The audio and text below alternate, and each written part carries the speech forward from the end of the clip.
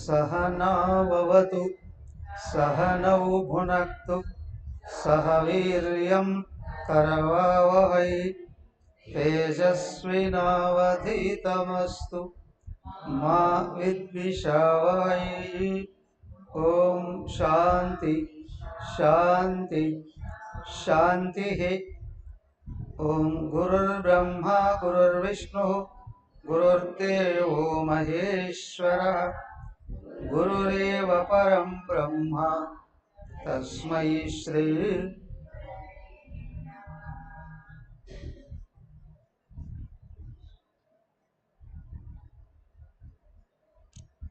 ओम प्रपन्न पारिजाताय स्तोत्रवेत्रैकपाणये ज्ञानमुद्राय कृष्णाय गीतामृतदुहे नमः।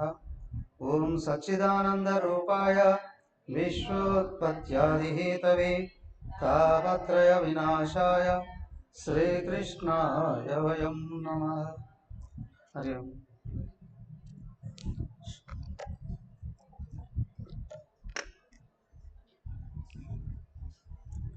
శ్రీమద్భాగవతం నవమ స్కందం 4వ అధ్యాయం అంబరీష ఉపాఖ్యానం.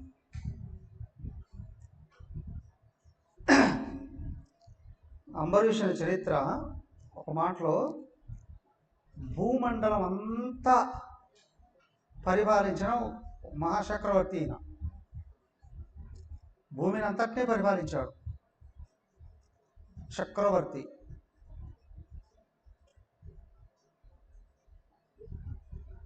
భూమి మీద ఉన్న భక్తుల చేతే కాదు, ఋషులు మునులతో పాటు దేవతల చేత కూడా పొగడబడిన ఒక మహానుభావుడు.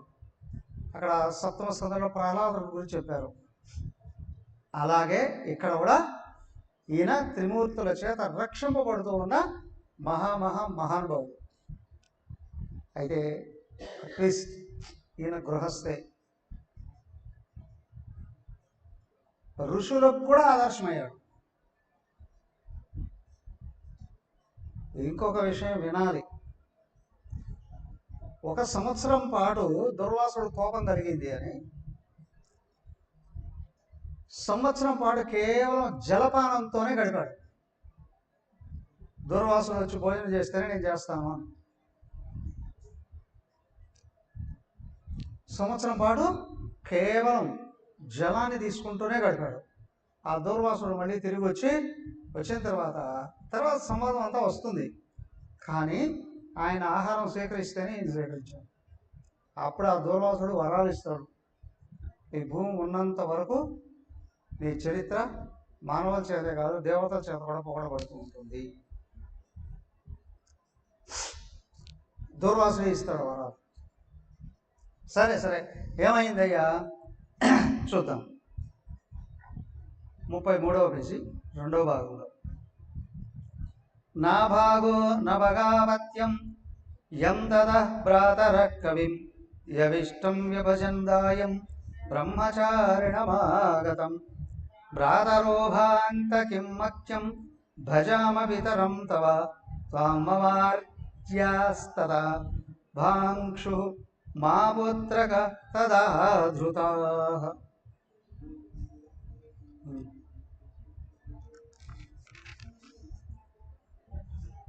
ఇమే అంగిరసః సత్రం ఆసతేద్యసు మేధసః షష్టం షష్టముపేత్యాః కవే ముఖ్యంతి కర్మణి తాం స్వం సంశయసూక్తే దేవైశ్వదేవే మహాత్మనః తే సర్యంతో ధనం సత్ర పరిశేషితమాత్మనః దాస్యంతి తే దతాన్ గచ్చ తదా సకృతవాన్ యథా తస్మై దత్వా యయుస్సర్గం తే సత్ర పరిశేషితం.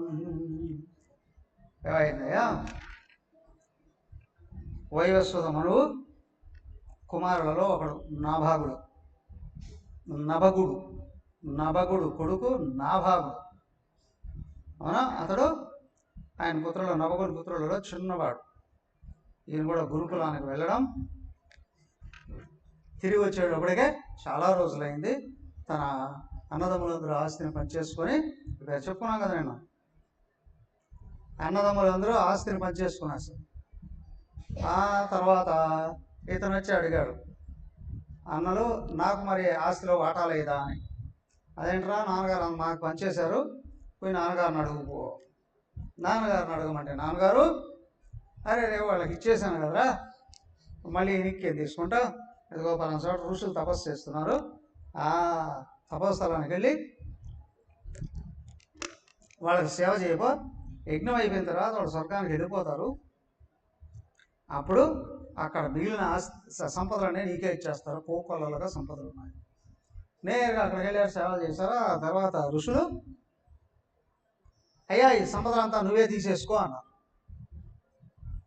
ఆయన తీసుకోవడానికి ప్రయత్నం చేస్తూ ఉన్న సందర్భంలో నల్లటి రూపంతో ఒక ఆయన ఉత్తరం వైపు నుండి వచ్చి, ఇదంతా నాది కదా, నువ్వెట్లా తీసుకుంటావు? అదేంటండి, ఋషులు చెప్పారు కదా నాకు, మా నాన్నగారు చెప్పాడు, పోయి అడుగుపో మళ్ళీ మీ నాన్నే, నాదే అని ఇదా. నేరుగా నాన్నగారి దగ్గరకు వచ్చాను. వస్తే వాళ్ళు నాన్నగారు గుర్తు చేసుకున్నారు, అవును వేదాల్లో ఇలాగ చెప్పుకున్నారు, ఆ వచ్చిన ఆయన సాక్షాత్ శివుడే. యజ్ఞం అయిపోతూనే మొత్తం అన్నీ ఈశాన్యం వైపు, ఉత్తర ఈశాన్యానికి సర్దేస్తారు. సర్దేస్తే శివుడికి సంబంధించినటువంటి అవన్నీ అని. అవునరా, వేదాల్లో చెప్పుకున్నా, ఇంతకుముందు మునులందరూ కలిసి ఋషులు ఈ నిర్ణయం చేస్తున్నారా, నిజమే, అంతా అయిందే అవుతుంది. సరేలే నాన్నగారు ఏమనట్లేదు. మళ్ళీ వెళ్ళిపోయాడు. అయ్యా మా నాన్నగారు చెప్పారండి, మీదేనట. నువ్వు అప్పుడు అట్లా చెప్పావు, ఇప్పుడు ఎట్లా చెప్పావు అని అడగలే. అర్థమైందా? ఎందుకంటే సంపదల కొరకు ఆయన ఎదురు చూడలేదు.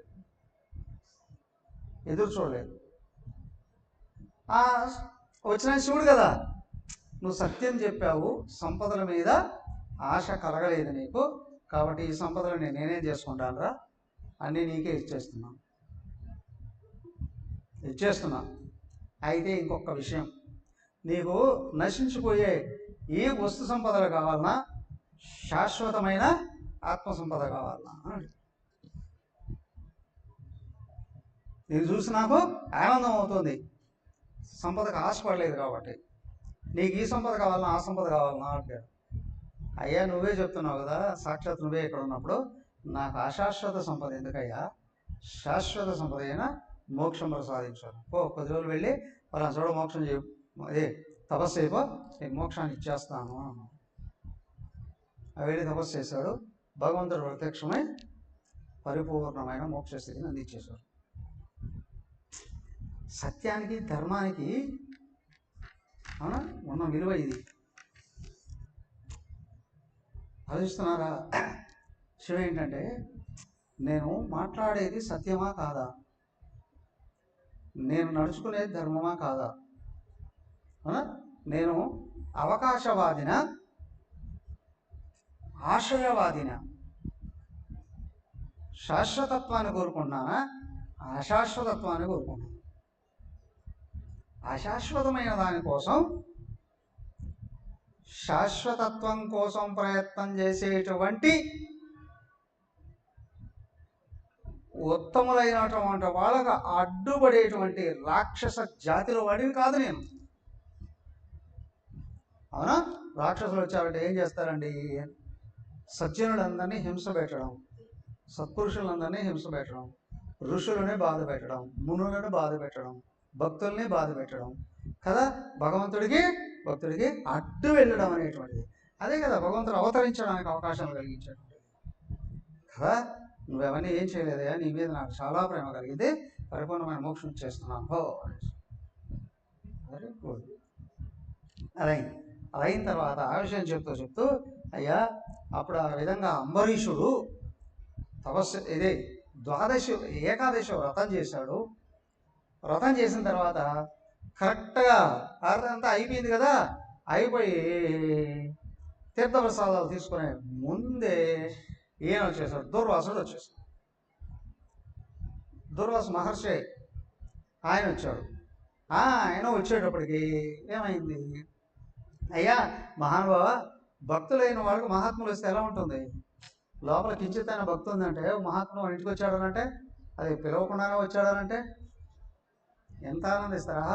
మా అదృష్టవశాత్తు మమ్మల్ని తరింపు చేయడానికి కదా నువ్వు వచ్చావు, మేము ఎంత అదృష్టవంతులం కాకపోతే కదా, భగవంతుని అనుగ్రహానికి పాత్రలు కాకపోతే మీలాంటి మహాత్ములు మా ఇంటికి వస్తారని గుర్తిస్తారు కదా. అవును, భక్తుడైన వాడు గుర్తిస్తాడు. ఎందుకంటే భక్తుడికి మహాత్ముల మీద అంత గౌరవం ఉంటుంది. భక్తుడు కానివాడు అడుగుడిని అవమానించేది ఎట్లా? మనం చూస్తూనే ఉన్నాం. దేవాలయాల్లోకి వెళ్ళి విగ్రహాలు పగలగొట్టడం, కాళ్ళతో తన్నడం. ఏమయ్యా మీకు తెలుస్తుందా ఇది ఏం చేస్తున్నారో?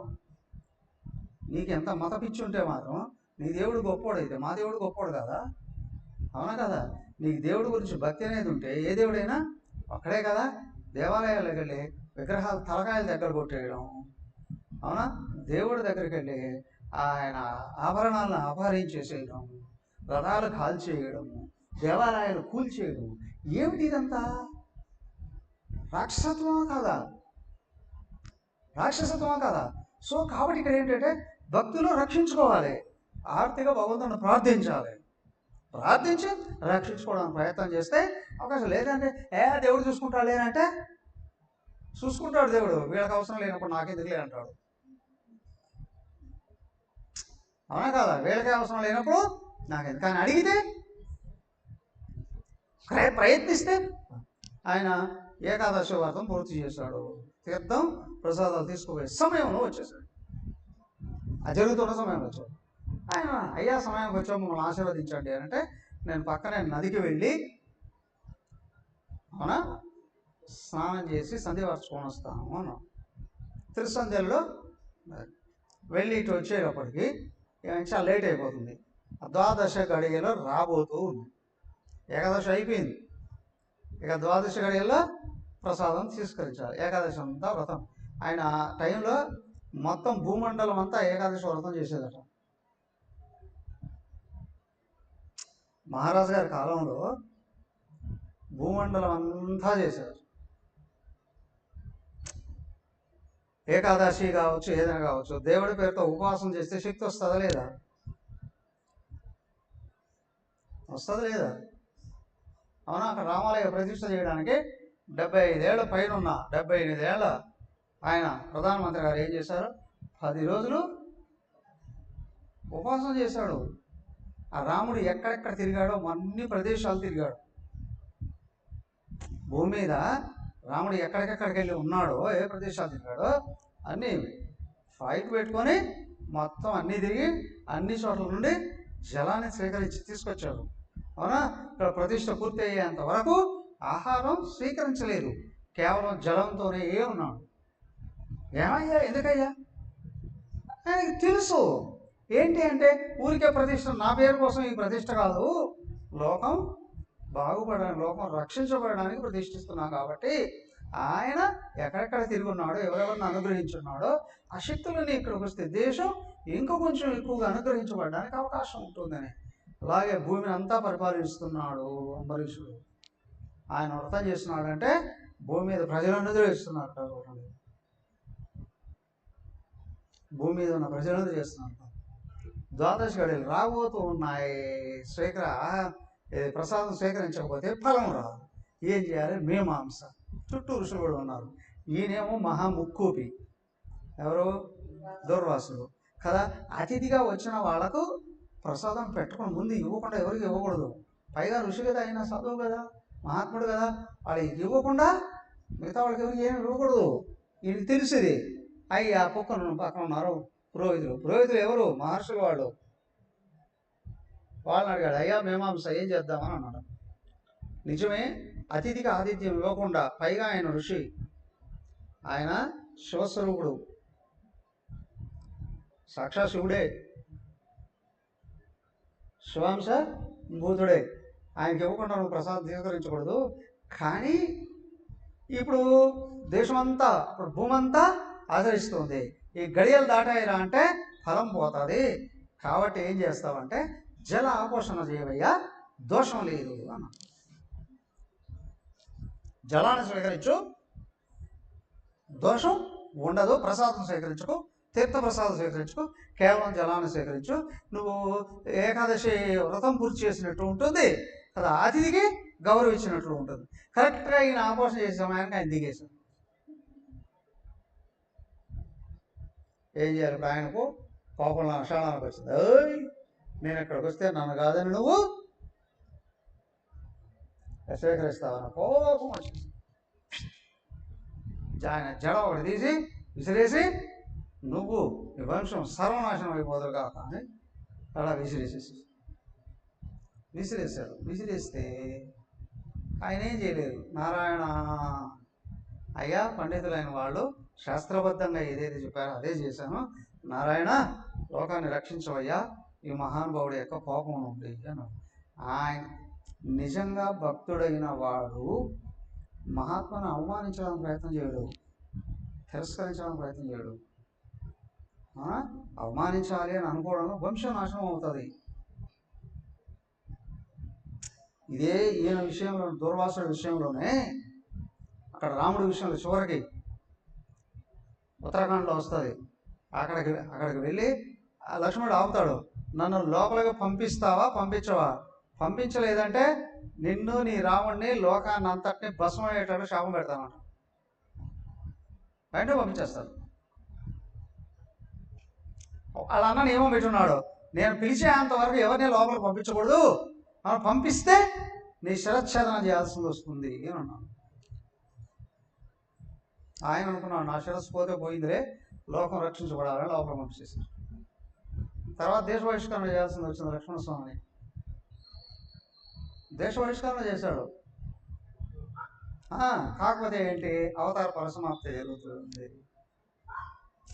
వెనకలు ఏదో ఉంటుంది, మూలమైనటువంటిది కీ ఏదో ఉంటుంది, అది గుర్తించబడుతుంది కదా.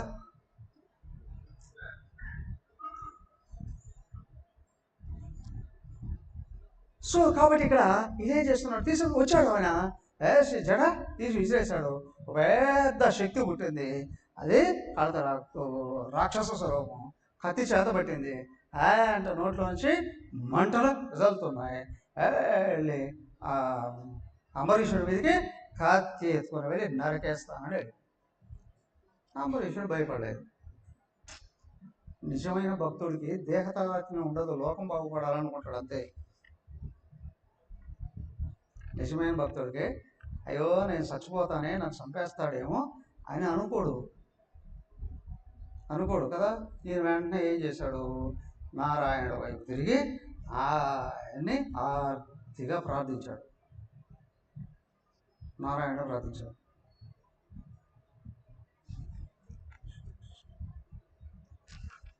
ఆయన ప్రార్థించి ఆయన తిరిగాడంతే. ఈ శక్తి ఏదైతే వచ్చిందో ఈయన మీదకి వచ్చింది కదా, మరి ఏమవుతుంది ఇప్పుడు? బ్రాహ్మణులు వాళ్ళందరూ మహాత్మ చూస్తూనే ఉన్నారు. ఈయన సామాన్యుడు కాదు, మరి ఆయన్ని రక్షించాలి. వీళ్ళందరూ కలిసి ఎవరిని? అంబరీషుని రక్షించాలి. అంబరీషుని రక్షిస్తేనే లోకం రక్షించబడుతుంది కదా. దూర్వాసుడిని అడ్డుపడే శక్తి ఎవరికి లేదు. ఏం చేయాలి, ఎవరికి ఏమీ అర్థం కావట్లేదు. వెంటనే ఈయన నారాయణుని ఎప్పుడైతే ప్రార్థిస్తూ ఉన్నాడో, నారాయణ దగ్గర నుంచి చక్రం వచ్చేసింది.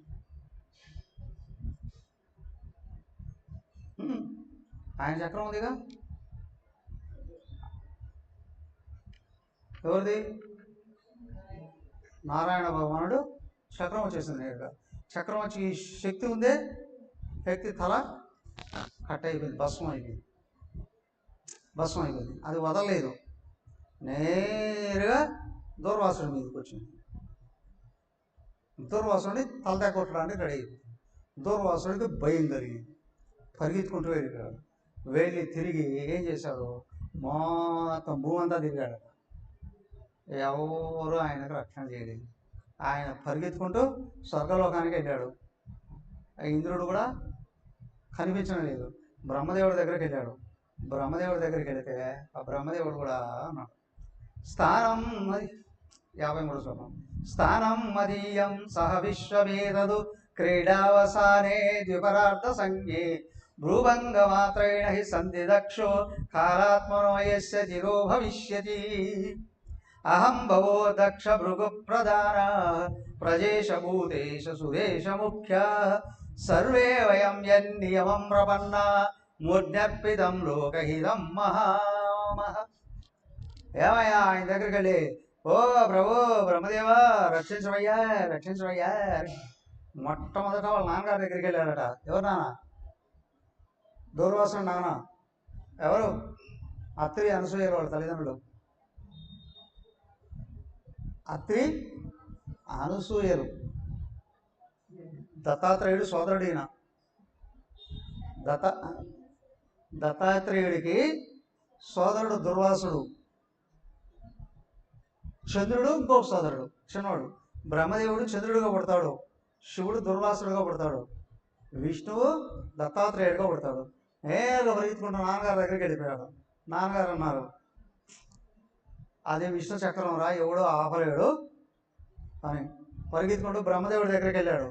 బ్రహ్మదేవుడు కూడా చెప్తున్నాడు, నాకున్న శక్తి అంతా విష్ణుదేవుడికి ఉన్న శక్తి అంతా, నువ్వు పరిగెత్తుకుంటూ వెళ్ళి విష్ణువునే శరణ పొందుకో అన్నాడు. ఈలోగా శివుడి దగ్గరికి వెళ్ళాడు. శివుడిని ప్రార్థించాడు. వయం నతాత ప్రభవామ భూమిని యస్మిన్ పరేణ్యేప్యజీవ కోశ భవంతి కాలేన భవంతి హీదృశ సహస్రశో యత్ర వయం భ్రమామః.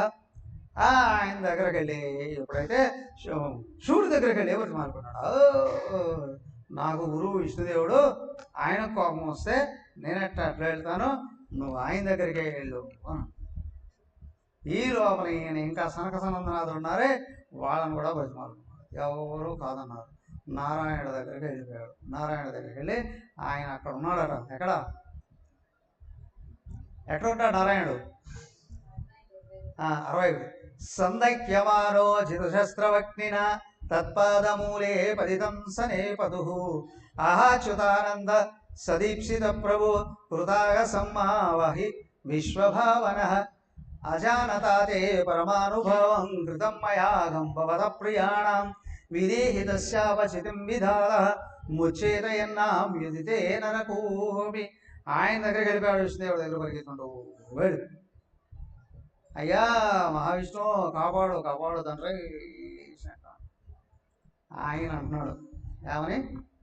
నారాయణ భగవానుడు శ్రీ భగవానువాచ అహం భక్త పరాధీనోక్య స్వతంత్ర ఇవ ద్విజ సాధువిర్గ్రస్త హృదయో భక్తైర్భక్తజన ప్రియ.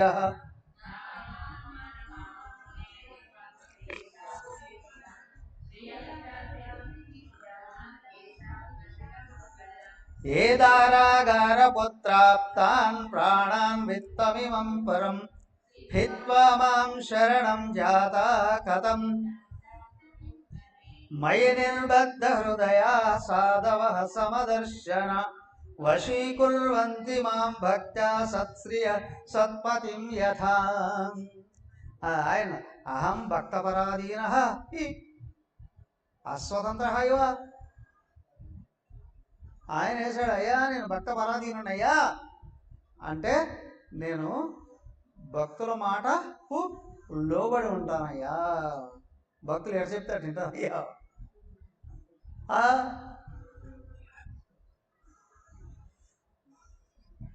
భక్తులు ఎడ చెప్తే ఆట వింటానయ్యా. రామ ఒక చోట ఒక మిషన్ కమిటీలో ఒక ఆయన అడిగాం. ఆయన LICలో బ్రాంచ్ మేనేజర్గా పనిచేస్తున్నాం. ఏమయ్యా మాకు లెక్కల గురించి లెక్క తెలుసుంటుంది కదా, మీరేమన్నా ట్రెజరర్ అవుతారా?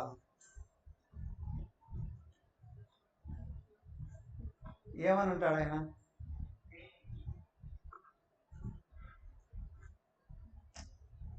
మ్యూట్లో ఉండండి, ఎవరు అన్మ్యూట్ చేసుకోకండి.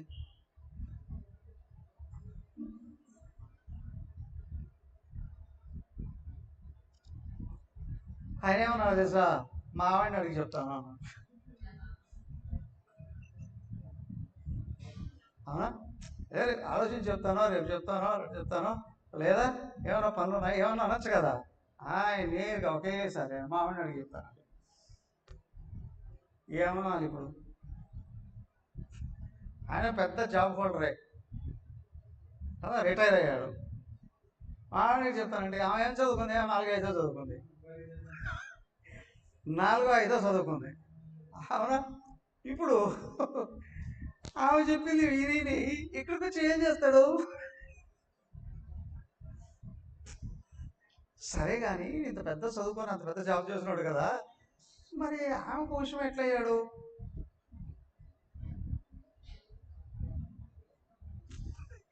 ఆమెకి ఎట్లా వచ్చాడు?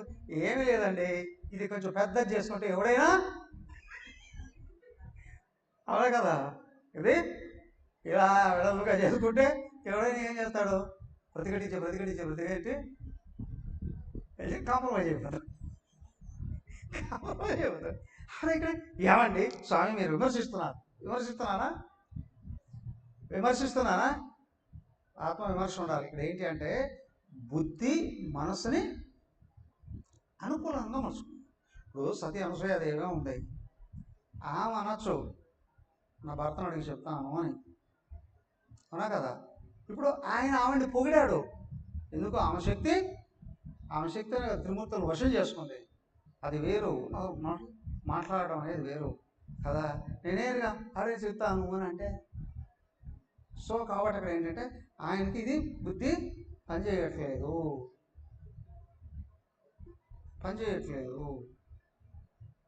ఆయన బుద్ధి పనిచేయట్లేదు అంటే ఇంకేం మాట్లాడతాడు, ఏం చేస్తాడు? కానీ ఏమంటే అలాగే నారాయణమూర్తి కూడా అలాగే ఉంటున్నాడా? భక్త పరాధీనుడు అంటే ఎవడైతే నాకు వశమైనాడో వాళ్ళకి నేను కష్టాలు కలిగించలేనండి, అవునా కాదు. ఇక్కడ విశేషం ఏంటంటే అంబరీషుడు మహామహా జ్ఞాని, మహాభక్తుడు, అవునా. భూమండలాన్ని అంతటినీ, అవునా, సప్తఖండాత్మకమైన భూమండలాన్ని అంతటినీ ఏ అడ్డు లేకుండా పరిపాలిస్తూ ఉన్నటువంటి వాడు. ఆయనకి ఈయన కష్టం కలిగిద్దామని అనుకున్నాడు, అవునా కదా.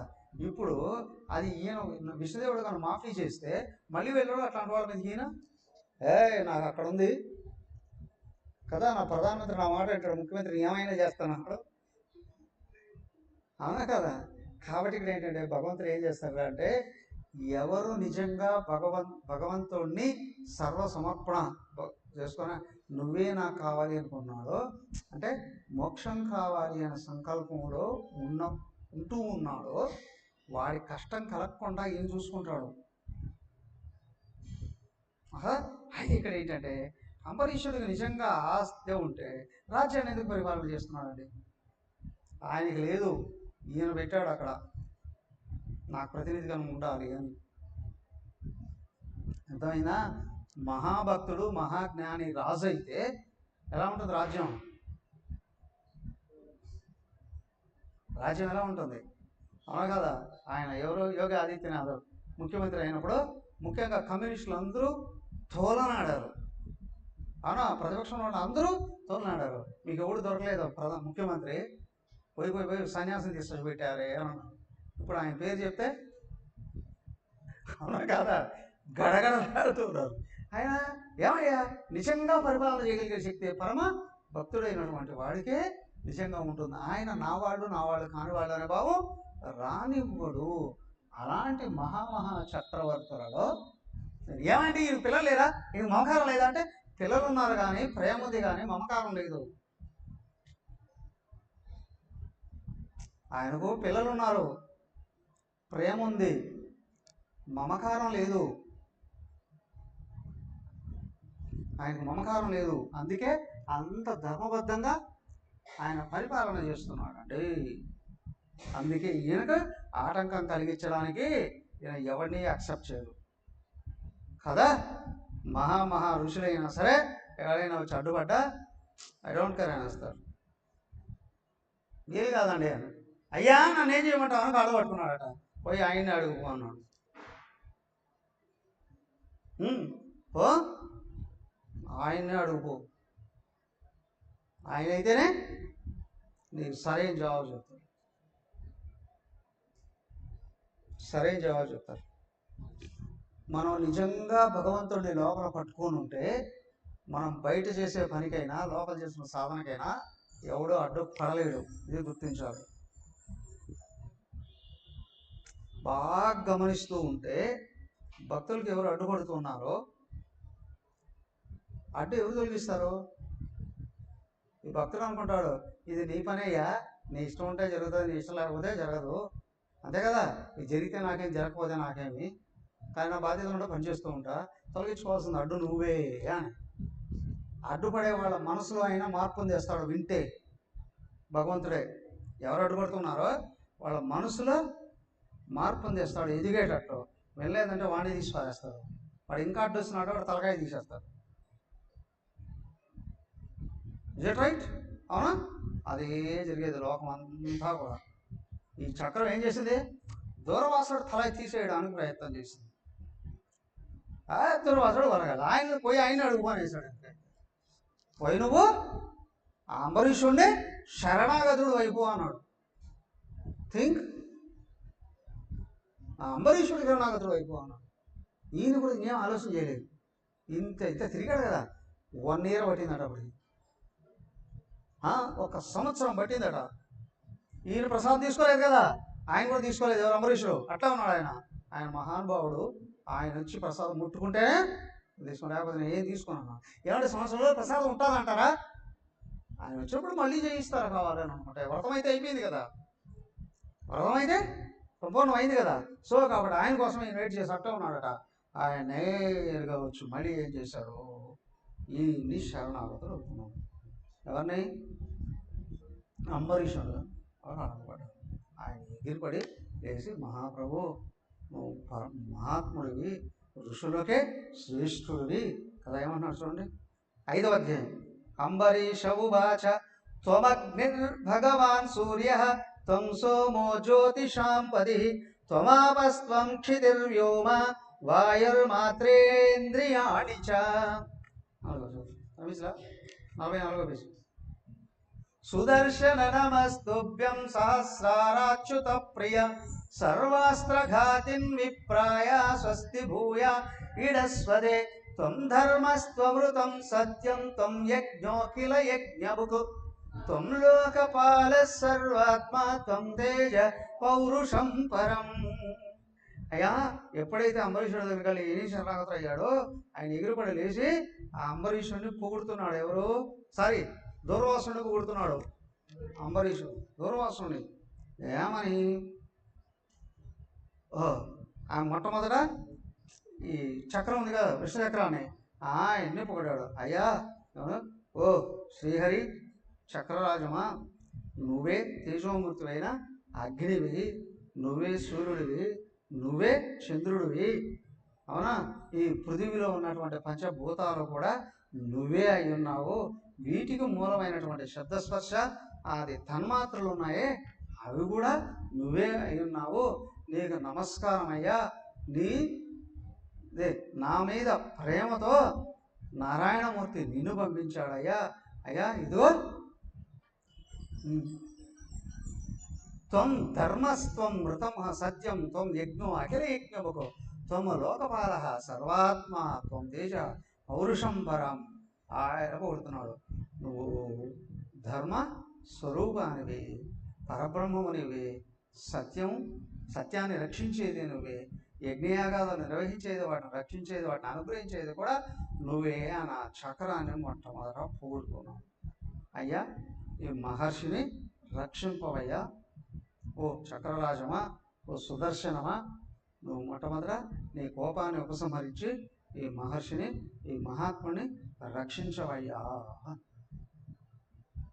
అది శాంతించింది. మొట్టమొదట ఆ చక్రం శాంతించింది.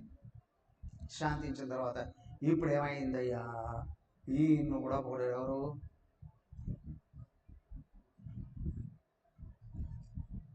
ఎవరిని? దుర్వాసుని కూడా అదే గౌరవంతో. దానికే ఉత్తమ సంస్కారం ఉన్నవాడు ఉత్తమల్ని ఎప్పుడూ గౌరవిస్తాడు. అల్పమైన అధమైన సంస్కారం ఉన్నవాడు ఉత్తముల్ని అవమానించాలని ప్రయత్నం చేస్తాడు. ఉత్తముల్ని అవమానిస్తే అవునా నేను గొప్పవాడిని అయిపోతానేమో. విచిత్రం ఏమవుతుంది అంటే తెలుసా, అలాగా చేయడం వల్ల లోపల వ్యక్తిత్వం పతనం అయిపోతుంది, కాల్చేస్తాడు లోపల భగవంతుడు.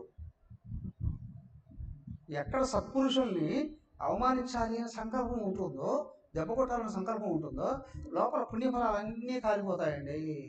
కఠోపనిషత్తులో చెప్పాడుగా, పుణ్యఫలాలు కాలిపోతాయి, దేవతల అనుగ్రహానికి దూరం అవుతాడు, సజ్జనులకి సత్పురుషులకి సత్సంగానికి దూరం అయిపోతారు, లోపల సంస్కారాలు దిగజారిపోతాయి, తెలియకుండానే దైన్యత్వం వచ్చేస్తుంది లోపల నుండి.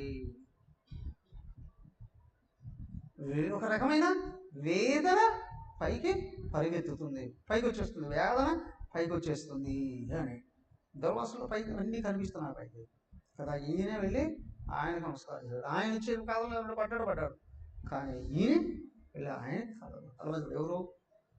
అంబరీషుడే. ఆయన సంస్కారం అది. నన్నేదో బాధ పెట్టాడా, కష్టపెట్టాడా కాదు. ఇది వైపరీత్యం ఏ జన్మలో ఇది ఉందో, ఈయనకి ఎంత పాపం వచ్చిందని అంటే నేను ఎప్పుడు ఏ పాపం చేశాను కదా, ఈ విధంగా వచ్చింది అయ్యా అనుమానించినట్టు ఈయన మాట్లాడుతున్నాడు. కానీ దుర్వాసుడే వచ్చాడు. తెలిసిందే అంబరీషుడు యొక్క త్రిమూర్తులు కూడా ఈయన వెంటే ఉన్నారు అని. అవునా? త్రిమూర్తులు కూడా ఎవరు లోక కళ్యాణం కోసం పాటుపడుతున్నారో, లోకహితం కోసం పాటుపడుతున్నారు, త్రిమూర్తులు అనుకుంటారంటే గురుదేవుడు అనేవారు. నేను ఏదైనా పని మొదలు పెడితే త్రిమూర్తులు లైన్లో పడుకుంటారు అనేవాడు. అది నిజమాబద్ధం ఆయన తెలియాలి, కానీ లోకం అలాగే కనిపించేది. నేను ఏదైనా కార్యక్రమం తలపెడితే త్రిమూర్తులు ఉంటారు లైన్లో, నువ్వు సంకల్పం చేయి మేము నెరవేరుస్తాము అని. నువ్వు సంకల్పం చేయి మేము నెరవేరుస్తాము. ఎంత ధైర్యం ఉండాలి ఆ మాట అనడానికి త్రిమూర్తులు.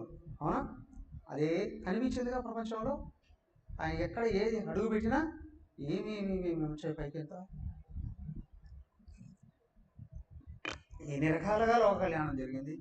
చిన్మయ మిషన్ అంటే భూమికి సూర్యుడిలాగా లోకానికి అంతటికి ఆత్మజ్ఞానాన్ని అందించేటువంటి సంస్థ అండి. ఎలాగ తయారైంది? చివరి వరకు కూడా గురుదేవుడు అండి ఇంత పెద్ద సంస్థని ఎవడరా చెప్పింది? నేను ఎప్పుడైనా అన్నానా నేను స్థాపన చేశానని? నారాయణుడు తయారు చేశాడు, నా చేత రిబ్బన్ కటింగ్ చేయించాడు అని అన్నాడు. ఆయన ఎక్కడా కూడా గురుదేవుడు అహంకారానికి లోను కాదా. ఆయన తెలుసు, ఎందుకంటే ఆయన నారాయణుడే అని తెలుసు. కానీ నారాయణుడు ఉన్నాడు కదా పైన మొత్తం. అయితే ఆయనే ఇక్కడ ఉన్నది అని కూడా. కొంతమంది భక్తులందరూ వచ్చి అడిగితే, మీ దేహంలో 10% కూడా బ్లడ్ లేదు, కానీ ఎనర్జీ బయటకు వచ్చాడు 200% వస్తుంది, ఇదంతా ఎక్కడి నుంచి వస్తుంది మీరు మాట్లాడేటప్పుడు శక్తి అంటే, ఎవర్రా నేను మాట్లాడానని చెప్పింది? నారాయణ స్పీక్స్ త్రూ మీ. నారాయణుడే నా ద్వారాగా మాట్లాడుతున్నాడు, నా ద్వారా నారాయణుడు మాట్లాడుతున్నాడు. నిజమా కదమా? ఎక్కడ అజ్ఞానం క్లీన్ అయిపోతుందో ఉన్నది ఆత్మ, అనంత శక్తి ఆయనే కదా. భగవంతుడే శక్తి ఆయనే. అయ్యా దేహాన్ని బతికించింది ఆయనే, దేహంలో ప్రాణం ఆయనే, దేహంలో వ్యక్తమయ్యే శక్తి ఆయనే, దేహంలో జ్ఞానం వ్యక్తమయ్యే జ్ఞానం ఆయనే. కాబట్టి వినాలని వచ్చిన వాళ్ళు లోపల భక్తి ఉండి వస్తారా, భక్తి ఎక్కడ వస్తారా? అవునా? భక్తి పైకి వచ్చింది అంటే ఆత్మే కదా ఉన్నది, అజ్ఞానం ఎక్కడుంది? ఇంకా అక్కడ అనాత్మ ఎక్కడుంది? సో కాబట్టి ఏంటంటే భగవంతుడిని గురించి వినడానికి వచ్చిన వాళ్ళల్లో ఆ బోధన చేస్తున్నటువంటి వ్యక్తి ఏకత్వాన్ని పొందుతాడో, ఇక్కడ అక్కడ అంతటా ఉన్నది ఆయనే, నేను ఆయనే అనే భావాన్ని పొందుతాడు. అందుకే అంత ప్రేమ పొంగి పొరలొస్తుంది. సో కాబట్టి ఏంటి అంటే ఇటు ఉన్న వాళ్ళకి అంత లోపల ఆత్మీయత అనేటువంటిది కలుగుతుంది. అది అంబరీషుల్లో పుష్కలంగా ఉంది. దానికే మహాత్ములు కొంతమంది సాధువులుగా బోధకులుగా రావచ్చు, ఋషులుగా రావచ్చు, కొంతమంది పాలకులుగా వచ్చారు. కదా, పాలకులకు వస్తేనే కదా లోకం పాపం అయ్యేది, అవును కదా. పరిపాలకుల్లో జ్ఞానం ఉంది అంటే ఆయనకు అధికారం కూడా ఉంది, అడ్డొచ్చిన వాళ్ళే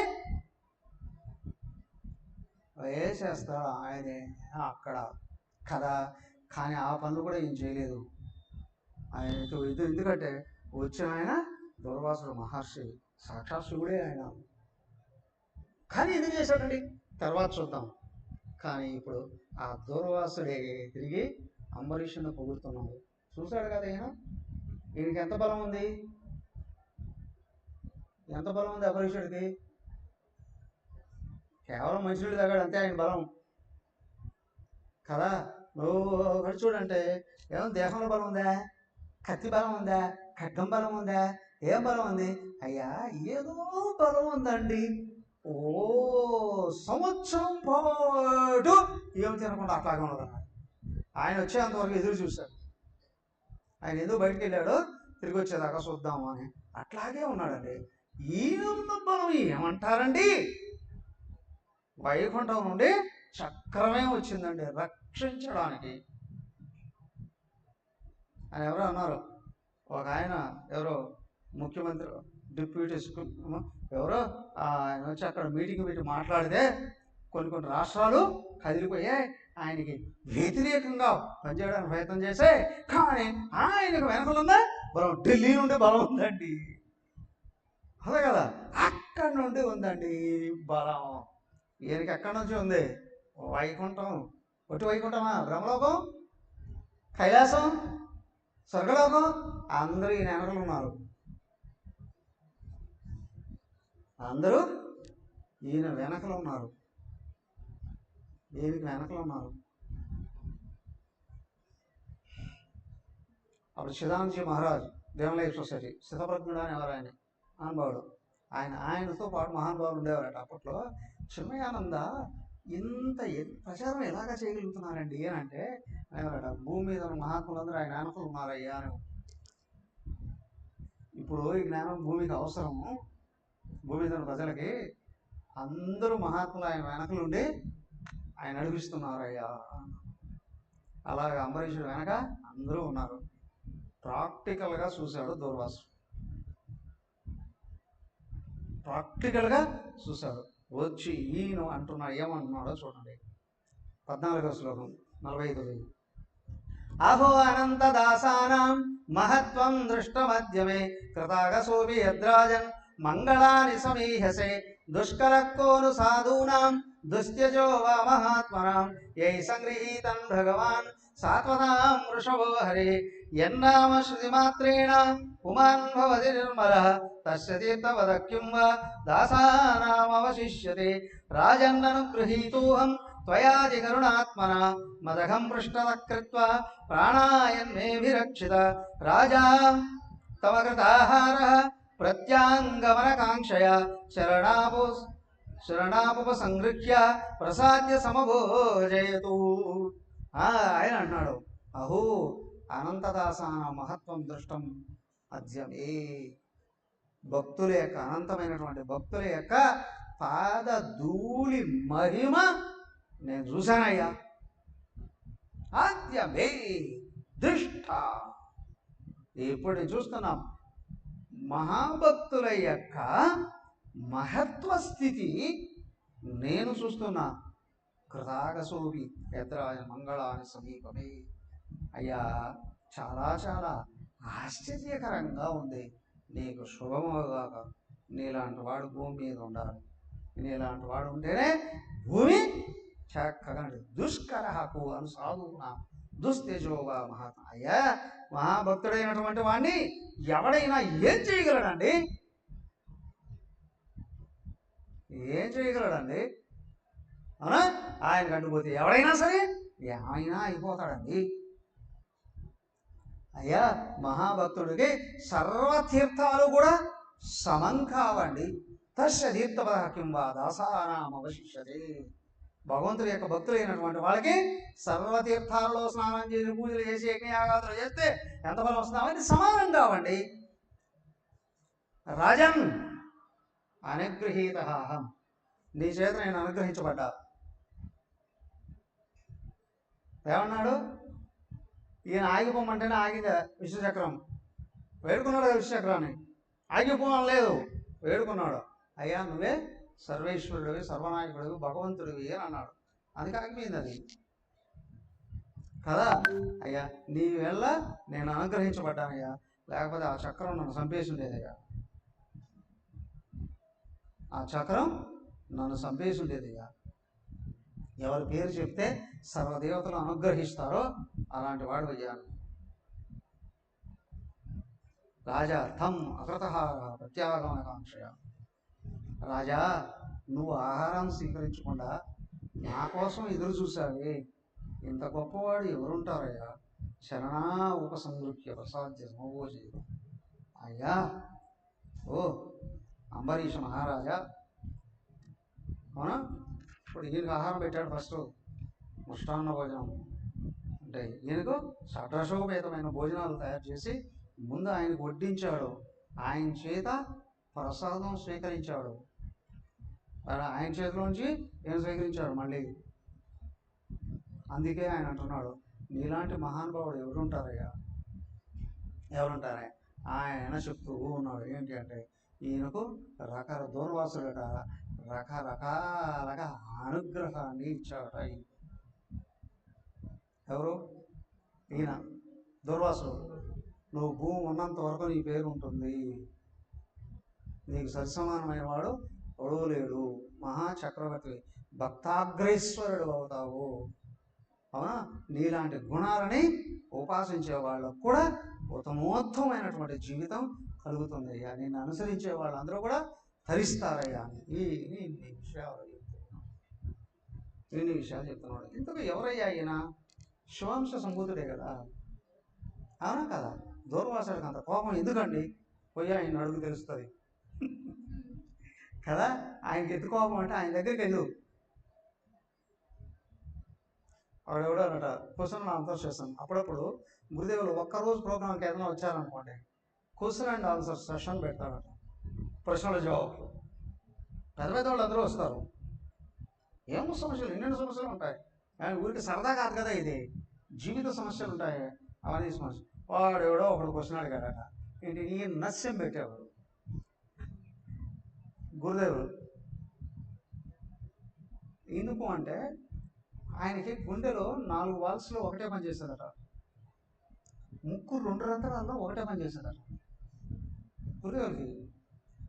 మహాత్ములు అంటారు లోకంలో ఉన్న భక్తులందరి భావాలు స్వీకరించేవాడండి ఆయన అవ్యక్తంగా. ఎవరు ఉన్నతులైన వాళ్ళు ఉన్నారో వాళ్ళకు వచ్చే ఆయన అంటారు క్యాన్సర్లు ఎంతమందికి తగ్గించేసేసాడు, చచ్చిపోయే వాళ్ళని కూడా ఎంతమందిని బతికించి లోకం మీదకి మళ్ళీ వదిలేవాడు. గురుదేవులు అంటారు వాళ్ళ భావాలని ఆయన స్వీకరించేసేవాడండి అని. దాంతో ముక్కు కూడా ఒక పని చేసేది కదట, దానికి నస్యం పెట్టేవాడట, ఆ ముక్కు మూసుకోకుండా ఉండడం.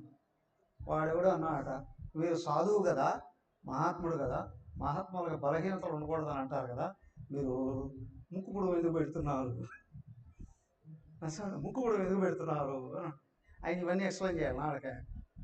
ఆయన లెవెల్లో ఉంటుంది ఆయన ఆన్సర్.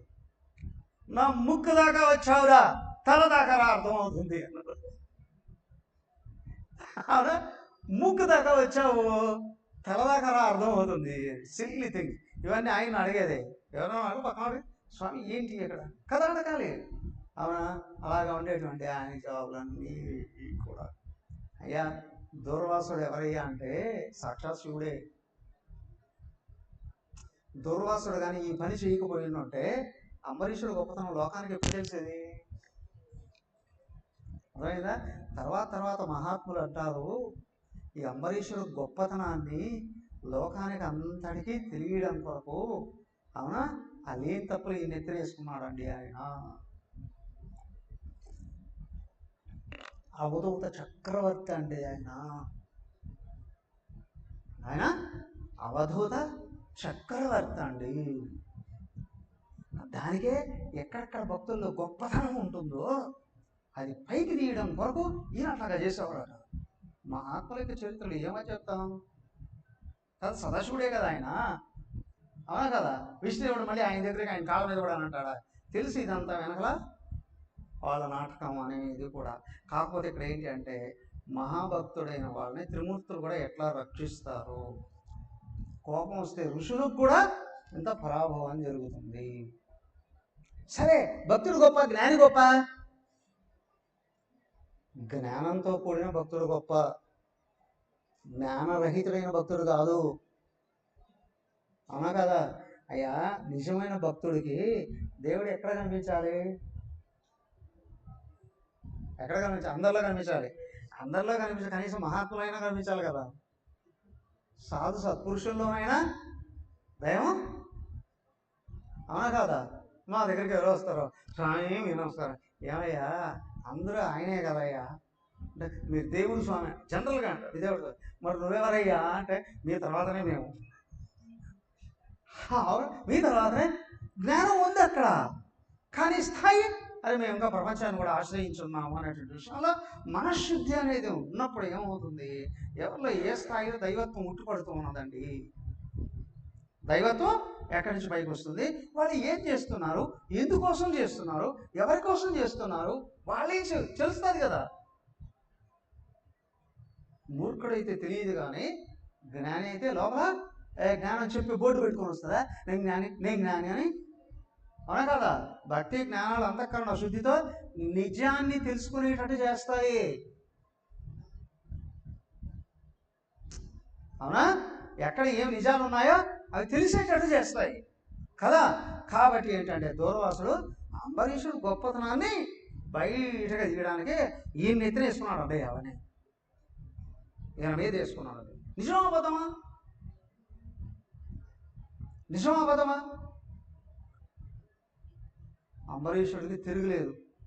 దానికే అంటాడు, దుర్వాసుడే అంటాడు, ఈ అంబరీషుని యొక్క మహాత్మ్యాన్ని లోకంలో ఎంతవరకైతే ఎవరెవరు స్మరిస్తున్నారో, వింటున్నారో, చదువుతున్నారో, పారాయణ చేస్తున్నారో వాళ్ళకు కూడా సకల కష్టాలు వెళ్ళిపోతాయండి. సకల కష్టాలన్నీ వెళ్ళిపోతాయండి. తర్వాత చెప్తూనే ఇక్కడి నుంచి ఇక్ష్వాకు వంశ చరిత్ర ఉంది. ఇక్ష్వాకు వంశం అంటే రాముడు వంశం ఉంది కదా. ఆ రాముడు వంశం అంతా ఎలా వచ్చిందండి ఇక్కడ నుండి చెప్పబోతూ ఉన్నాం. సో రేపు ఇక్ష్వాకు వంశ చరిత్ర తెలుసుకోవడం ప్రయత్నం. హరి ఓం. సర్వే భవంతు సుఖినః, సర్వే సంతు నిరామయాః, సర్వే భద్రాణి పశ్యంతు, మా కశ్చిద్ దుఃఖభాగ్ భవేత్. ఓం శాంతి శాంతి శాంతి. హరి ఓం. శ్రీ గురుభ్యో నమః. హరి ఓం.